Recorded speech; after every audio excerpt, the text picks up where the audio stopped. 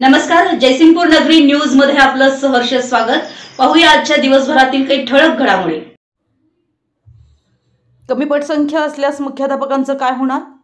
150 पेक्षा कमी विद्यार्थी असल्यास अतिरिक्त प्राथमिक व माध्यमिक शाळांमध्ये 150 पेक्षा विद्यार्थी संख्या कमी असल्यास मुख्याध्यापकांनाही अतिरिक्त ठरवण्यात येणार आहे।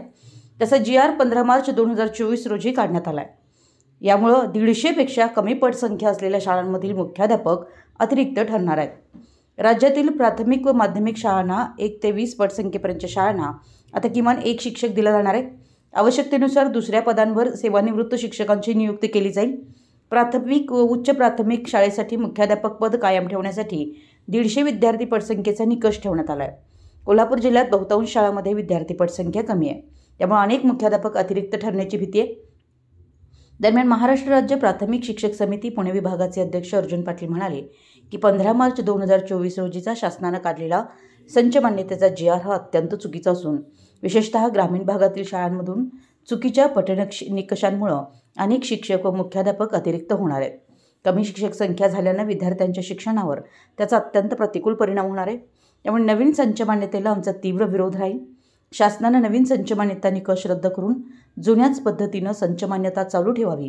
कोल्हापूर जिल्ह्यात 1964 प्राथमिक शाळा आहेत, यापैकी 491 शाळांमध्ये मुख्याध्यापकांची पदं मंजूर असल्याचं समजतं। अनेक शाळांमध्ये सरकारने दिलेल्या नियमावलीनुसार पटसंख्या नाही, त्यामुळे तेथील मुख्याध्यापक अतिरिक्त होण्याचा धोका आहे।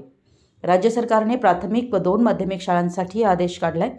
मुख्याध्यापक, उपमुख्याध्यापक, पर्यवेक्षक पदं माध्यमिक शाळांबाबत इयत्ता 1 ते 5 ती इयत्ता 10वी किंवा इयत्ता 12वी आणि इयत्ता 8वी ते इयत्ता 10वी किंवा 12वी मुख्याध्यापक पद हे किमान 150 विद्यार्थी संख्येवर मंजूर करण्यात येणार आहे।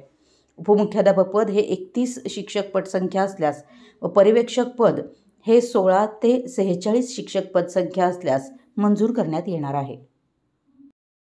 आमच्या जयसिंगपूर नगरी न्यूज चॅनलला लाईक करा, सबस्क्राइब करा आणि हो, स्क्रीनवर दिसत असलेला व्हॉट्सअप नंबर तुमच्या मोबाईलमध्ये ॲड करा। पाहत रहा जयसिंगपूर नगरी न्यूज चॅनल।